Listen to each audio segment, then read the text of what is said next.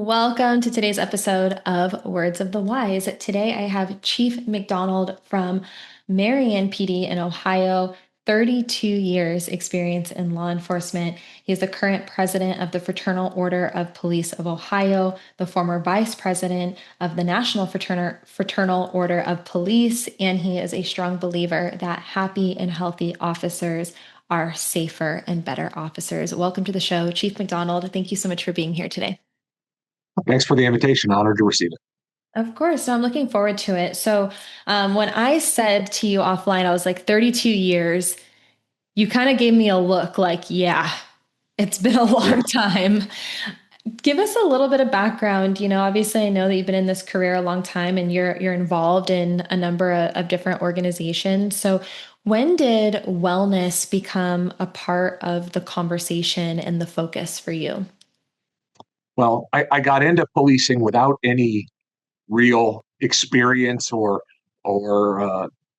really any understanding of what it was like. I just thought it was something that I could do that could help people, and people in my family aren't in policing, and but I was really excited to get involved. And when I came to the Marion Police Department um, in early 1994, there was a guy who worked here named Steve Young.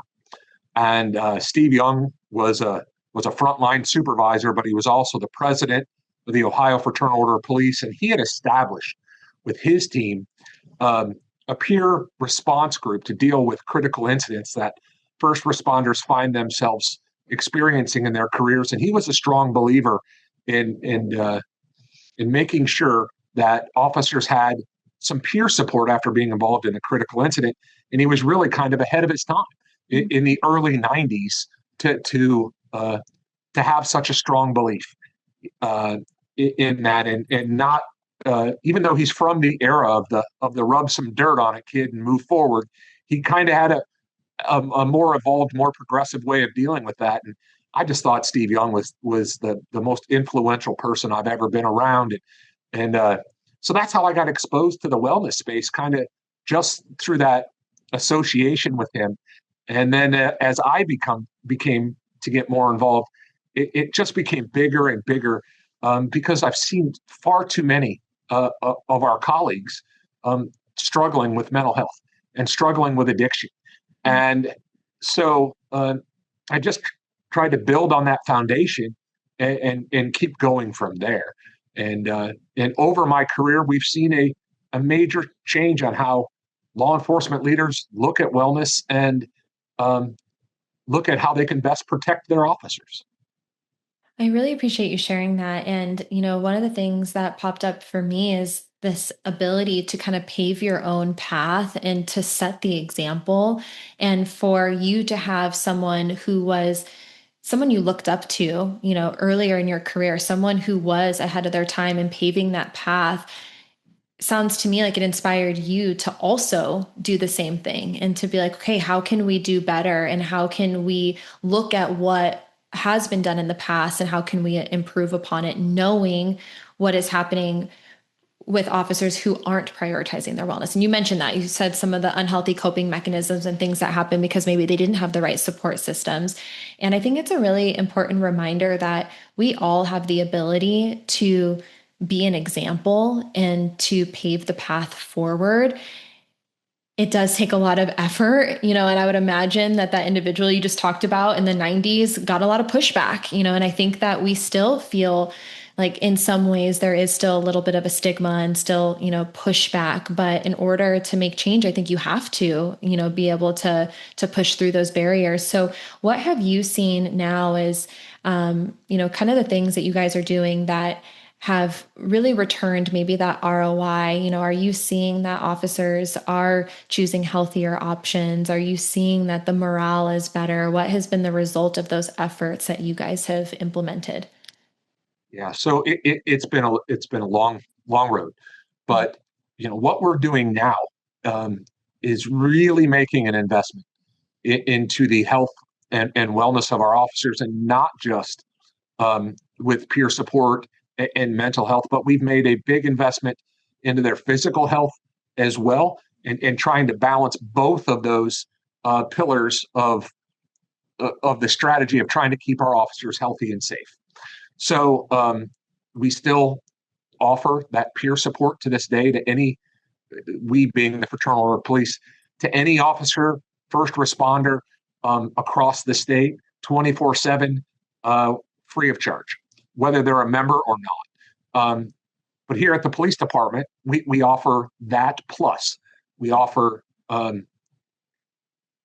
twice a year, not offer, we require twice a year check-ins with a psychologist, which I think is the fact that it's mandatory. From me down to the newest person at the police department, I think sets an example that we take mental health matters seriously, and that they're important to us, regardless of rank, regardless of assignment. We're all going to do what we can to make sure that we're healthy and safe so we can perform for our community and for our teammates. But we've also invested in physical wellness. We applied and received a grant from the state of Ohio that is really second to none as far as I'm concerned. We have an exercise physiologist who spends 20 hours a week here at the police department, and they design individual workout plans for our officers. And I was just reading our annual report. It actually just got published today for 2025. And 85% of our employees have taken her up on at least one of her offerings, whether that be an individual plan, a group class, a workout session, or just any of the programs she offers. 85% of our team, sworn civilian, have participated, and then the results that she's getting with increased muscle mass and increased flexibility, which is a big thing for law enforcement officers, has really been remarkable. And even though our grant dollars have since run out, we've been able to maintain our programming through rebates from the city's health insurance provider. And that's how the city has invested that money. And we've expanded the program from just the police department to every city employee is able to take advantage of this. But to be completely fair, the police department is where it's housed, and we're the biggest users of the services.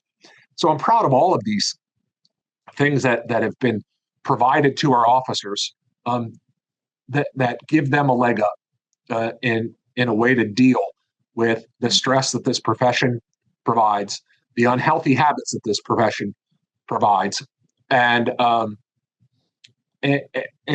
help give them some tools to help them maintain their health through a long 25 or 30-year career.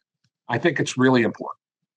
I like that you said, you gave an emphasis right there at the end of sustainability, and I think that the conversation for a really long time was longevity. And I think that's important. We want to make sure that everyone has long and successful careers and long and successful lives.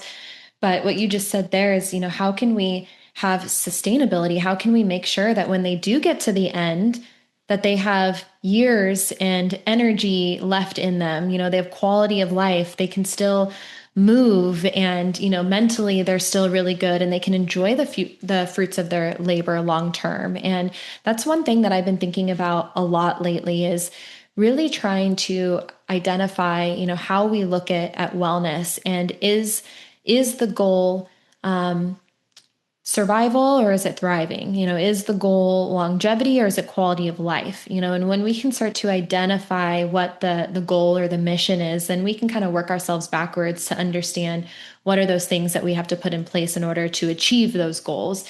And I appreciate you really tactically laying out the things that you've done and how you've done them. My one question for you, because I think that this is on a lot of leadership's minds, is this word mandatory. And a lot of people really shy away from that. I think there's some maybe fear or resistance to the word of hey, we're going to make people do it. And I know that there are some agencies that I've had on this podcast that were this is the only way to break stigma and to make sure that we're getting the resources that they need. And then there's others that are man, we're afraid that we're going to lose people, and that it's not going to be successful. So Were you afraid or maybe skeptical of making it mandatory? And what have you seen as a result of making those mental health visits mandatory? Were they positive? Did you get, pushback? Have you had positive feedback? What was your experience with that? Well, uh, I'm a police chief, but I've also been a union leader for 30 years.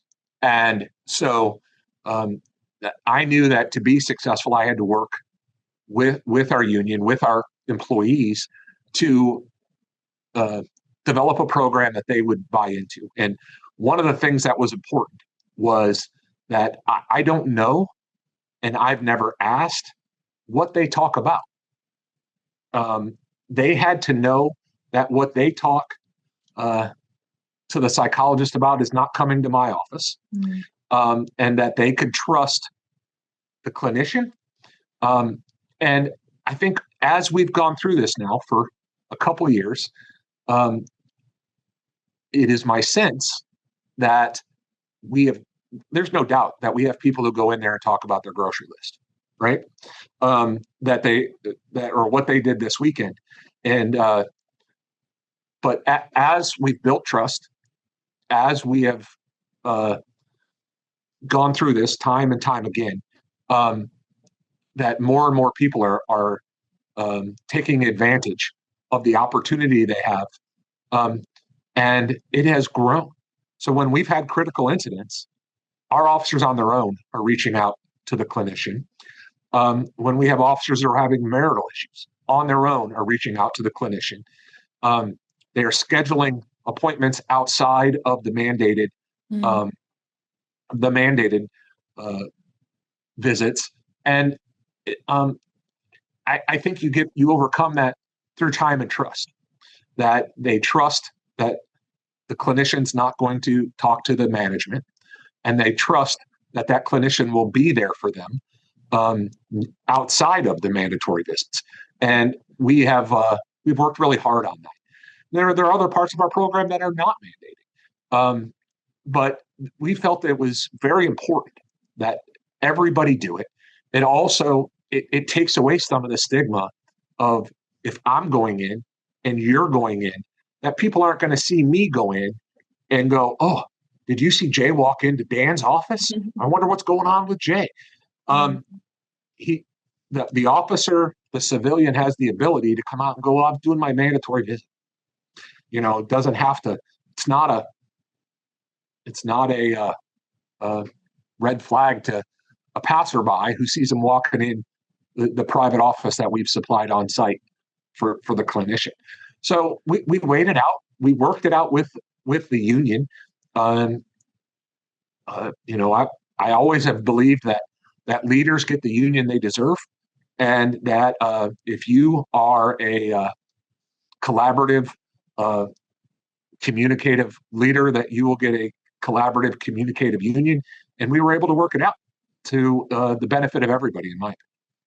Yeah, and I was just thinking as you were talking, I'm like, even if they were using it and they didn't want to tell their peers for whatever reason, maybe they, wanted to have a tougher exterior, they could just blame it on you guys, and be like, yeah, like, Chief's making me go, so here I That's am. exactly right. That's But exactly right. behind closed doors, they're actually taking advantage. And I really believe that the first step to anything is always the hardest step. There's maybe a little bit of skepticism or like fear of the unknown, and so trying to get anyone to do anything new can be an uphill battle in itself, and it doesn't have to be mental health. This could be anything, this could be like, hey, start brushing or start flossing, or go to the dentist twice a year. And, if people aren't used to doing those things, I think that initial first step to building the habit and to taking advantage of resources is hard. And so if you can facilitate that and say, hey, like, we're going to make you, I'll put that in quotes, we're going to make you take that first step. And the hope is that you benefit from this. And it's something that you enjoy doing, something that brings value to your life, something that gives you tools and resources that can improve the quality of your life, and that you want to then continue doing it on your own. And it sounds to me like that is exactly what happened. You facilitated that first step, and now people are reaching out and proactively doing these things on their own. Yeah, and like I said, I'm not naive enough to think that of our entire team, they're not people who are going in there talking about the Ohio State Buckeyes with the clinician, right? But those numbers have gotten less and less because the time and the trust have built with the program. So Yeah. yeah, I think that has worked well for us, and I think that can work well for others if it is built on that same foundation of trust. And I also think that even if someone is talking about the Ohio State Buckeyes, I'm not a football, is this football? Yeah, Okay. um, Is that not wellness to have an hour where you don't have to worry about stress or obligation or anything else that you have going on, and you can go and just like have a fun conversation with someone and talk about whatever? To me, that sounds like decompression, you know? And so even if someone is going in there and just having a generalized conversation with someone where they don't have to worry about the stressors of their job or the stressors of their life, I think that that is wellness, you know, and maybe that'll evolve over time. You know, maybe today it's the Buckeyes, and maybe in a month or two from now, they go through a situation where now they're ready. They've built that trust and rapport with that individual. And I tell people all the time, maybe you don't feel like you need it now, but when you do, we got you, right? And that should be the message from every organization is like, okay, like if you don't want to do it now, if this isn't something that, you know, you feel like you need, that's fine, but we're still going to do it. And then, you know, 6 months from now, 2 years from now, whenever it is that you do need something, we would rather have it and you not need it than the opposite. yeah, that's 100% right. Yeah. And I think the conversation that I'm having with a lot of leadership is the same. You know, how can these efforts be more proactive and preventative? And you did talk about some of the other things you're doing, and you talked about physical wellness, and you talked about performance. Can you dive down a little bit deeper into maybe, you know, what you're trying to achieve as far as performance results by incorporating not just the physical, but also the mental resources? Yeah, we are trying to make sure um, that our officers in this career, um, in the same with the capability of enjoying their post career. And you said something earlier about, is it longevity or is it thriving? I think it's both. I think two things can be true at one time. Um, and I have fought in the legislature, whether it be the Ohio State House or Congress, for benefits for our members when they retire, whether that be Social Security or pension benefits. Um, and I know all the statistics about how long our people live after they retire, and Mhm. how many of them are damaged by this career physically, with shoulders and backs and neck injuries and hips and knees, right? Um, and so if we can lessen some of those injuries, if we can provide the ability to prevent something catastrophic, then I think it's incumbent on us to try Yeah. to do that. And there's all kinds of thoughts on how best to do it. And I'm not saying ours is the one, but it's an effort. It's an effort that goes forward, and I'm really proud of the fact that the people who choose it have chosen it, and I'm proud of the fact that they have the ability to choose it, to do it. Some people want to do their own thing on their own time at their own way. Some people don't want to do anything because they don't see the need. But for people who see it, and so many more of our younger guys value the opportunity to have a coach who will design a plan, who will test them, who will hold them accountable for showing up. Um, it, it really is a benefit to them. And I think that you will see this more and more, whether it be through union collective bargaining agreements and time to work out on duty, as as we go on into the future, or some other um, partnership between the employer and the employee about uh, accomplishing these goals that they have to be fit and be safe. Um, I think you'll see more and more of that as we get into the future. Yeah, I do too. And it's so funny whenever I talk to people because I'll ask them like, hey, like, how are you feeling physically? Like, what's going on? What hurts? And you mentioned, all the different areas, and it's really interesting because everyone does. It's like shoulder, heads, knees, and toes, like everything. When we talk to everyone, and if we know, and most people who are listening to this podcast are numbers people, metrics people. As a chief of police, you kind of have to be, like you have to kind of dive into all the numbers. And if it's predictable, it's preventable, right? And so if we can sit here and say, hey, we know that these are the top injuries. And the vast majority of all injuries in law enforcement are musculoskeletal injuries. So we know shoulders, backs, knees, hamstrings, those are going to be vast majority, right? And if we can say and identify why these injuries happen, and of course, we know weight of your gear, sitting for long periods of time, but also one of the top reasons for injuries is lack of mobility. So we're starting to speak my language a little bit. So it's either deficiencies in mobility or stability. And so you have to have both when it comes to injury prevention. So I always tell people if you don't bend, you break. And so if we can have these conversations and understand these are the top injuries, these are the reasons for injuries, here are some things that can help reduce the risk of injury, then we can start putting in place those resources that are going to help long term.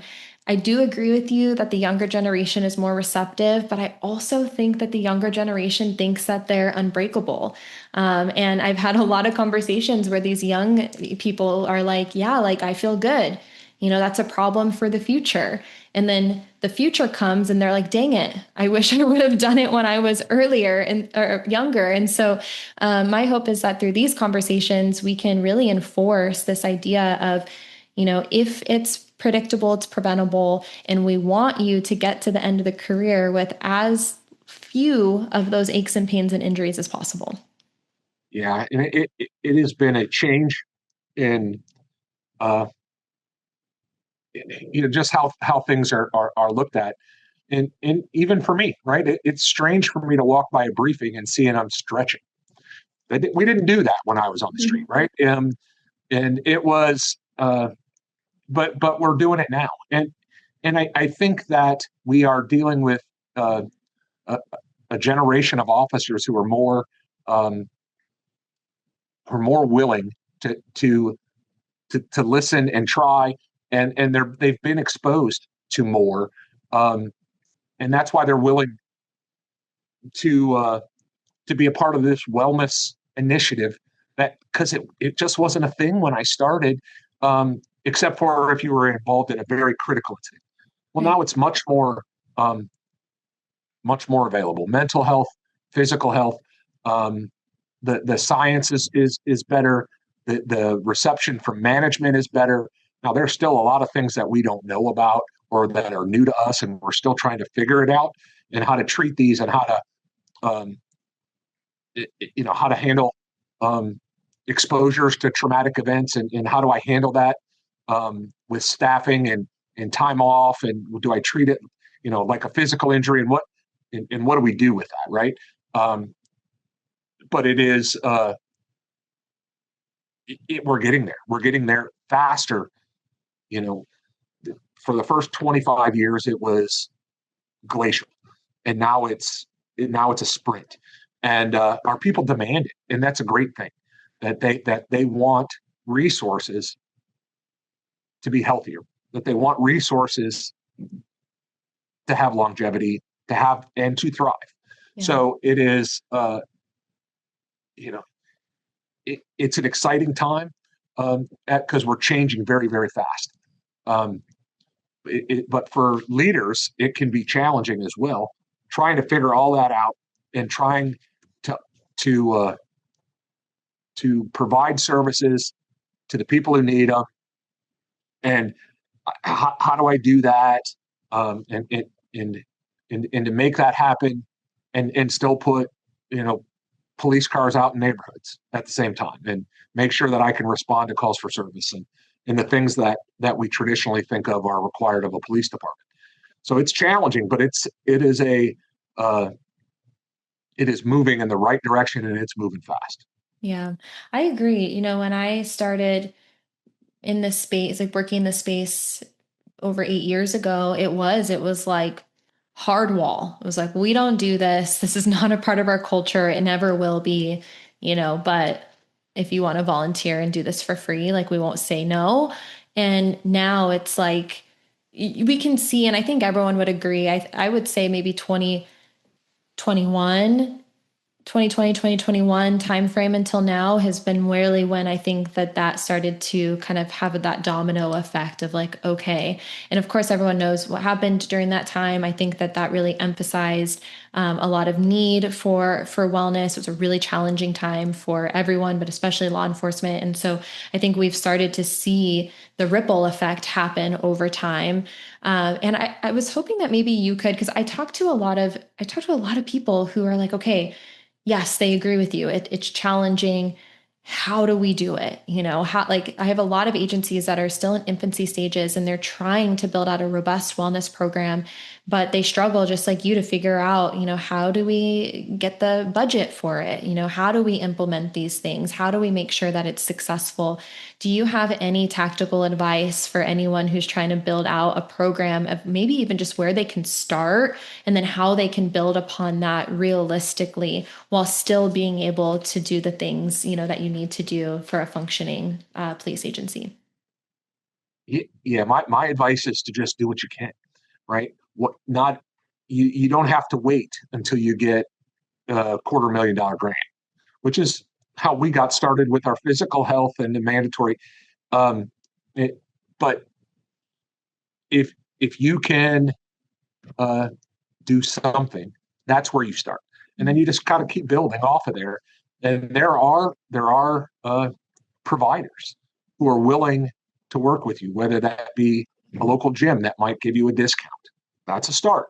If there is a yoga class that'll say, "Hey, on this day, we're going to offer a first responders class," Mhm. that's a start. It doesn't have to be all or nothing. It can be in steps. It can be incrementally, and that's where and then you just got to keep building and work collaboratively with your team and with your city leadership for the resources. Now, I work for a city that's going through serious financial cutbacks, and financially, I don't know if we're going to be able to uh, keep funding these things. And I had to make cuts this year, and we made cuts that enabled us to keep our psychologist and keep our plan because those were prioritized. Now, eventually, um, bare bones means bare bones, and we're not there yet. But if we are, we are, and we'll try to figure out a different way. But it is you don't have to start at the top. You can start um, somewhere down the ladder and try to work your way up. I think that's important is to to have options, to have somewhere to go. Um, for the people who are seeking it out. Yeah, I like that. And I think that there are a lot of things that you can do that also don't take money. And, we talk a lot about creating culture and, building a foundation first. And I like that you said, hey, look for community partners. Are there people? Because I would imagine that there are a lot of people out there that would love to help you guys. Maybe they can come in and maybe they'll donate their time to do a presentation on nutrition. Maybe, like you said, there's a gym owner out there that really wants to support law enforcement and first responders and is willing to give you guys some memberships or maybe like a class pack or whatever that is. And so leveraging people within the community that are supportive of you guys and your wellness and then building on top of that foundation. One of the things that you mentioned earlier that I wanted to kind of circle back to is this conversation about retirees. And you said that the data, and I think all of us do. We know the stats and, life expectancy after retirement. Do you think that there are missed opportunities to it, and it's not supporting the active employees. I mean, like, are there missed opportunities in continuing to support people after retirement to make sure that they have the resources that they need once they retire? Yeah, absolutely. I think that we need to recognize that retirees have a complete change of life. It's no longer like, oh, I don't have to work anymore. Mm-hmm. It's the thing that I've dedicated myself to 30 years to, I don't get to do anymore. And for some people, that's a very hard transition. Um, and those services um, of, that need to be available to retirees is something that people are starting to come to grips with. Um, it is very strange um, to tell somebody to turn their equipment in and see you later.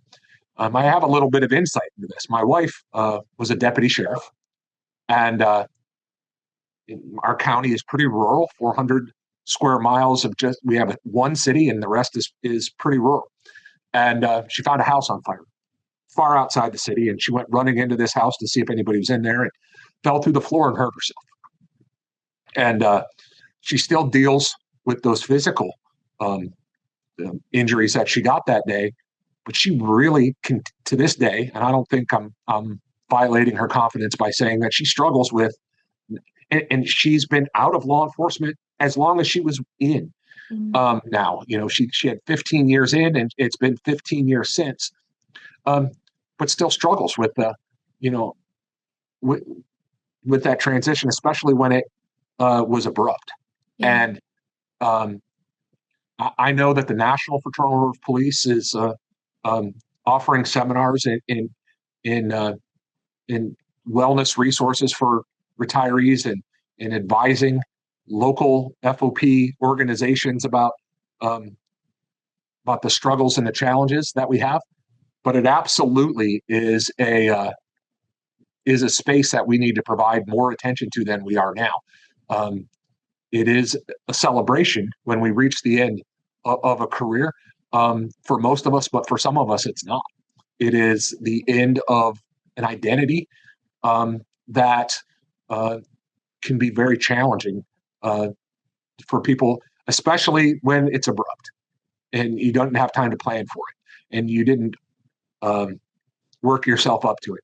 I know I'm leaving in 337 days. Um, my pension plan has an end date that I have to go by, and that's going to be February 1st of next year. So I know that I'm leaving, but we have people in this profession um, who have to leave due to injuries or whatever else, and it can be traumatic.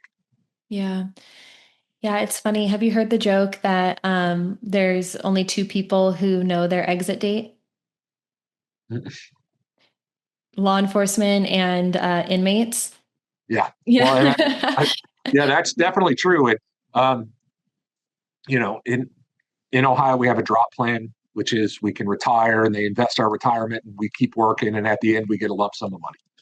And, but it has an end date. It has a mandatory end date. So I, um, I could retire anytime.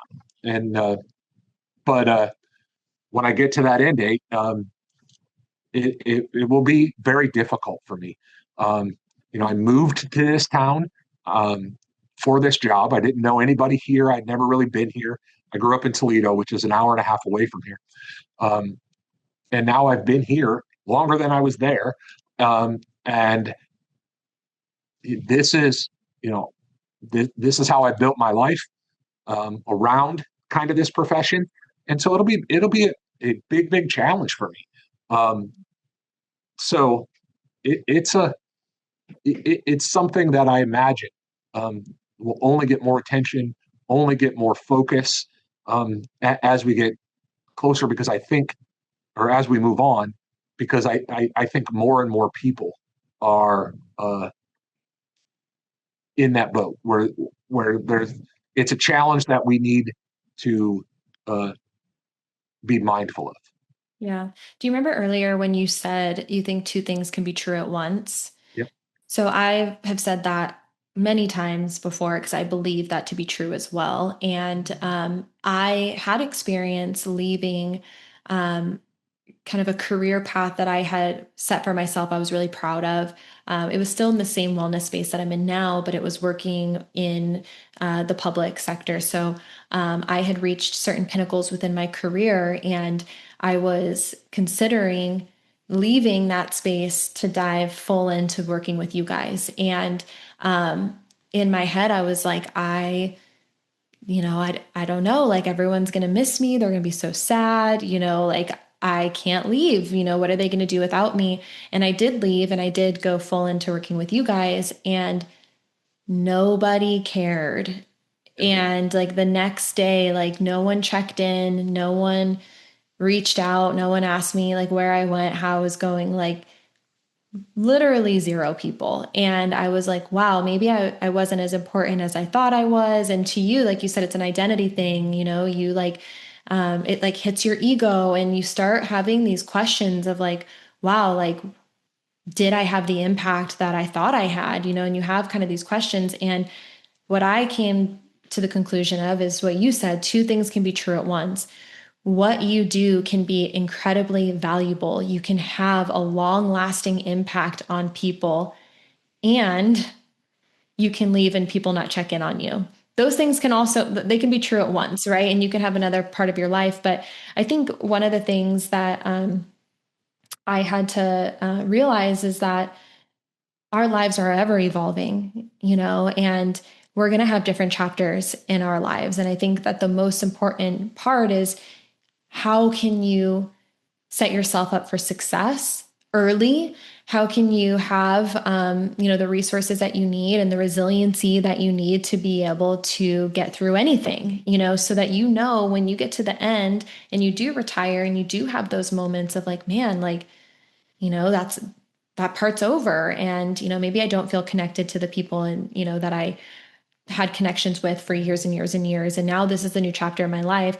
Are you good mentally to be able to bounce back from that and to move forward from those things? And so I think that knowing, we talked about if it's predictable, it's preventable, right? Like, when you enter into this career that one day you are going to retire, one day that, you're going to hang everything up and you're going to have a new part of your life, and hopefully a long chunk of your life will be post retirement. And I do think that obviously there are things, and you've given me some ideas too. There are things that, agencies and providers can do to better support retirees during that transition. But I also think that on the individual, you can start setting yourself up for the future today.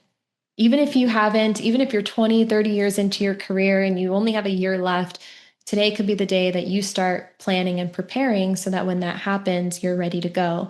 And my last question for you is for that younger generation, people who are younger and newer in their career.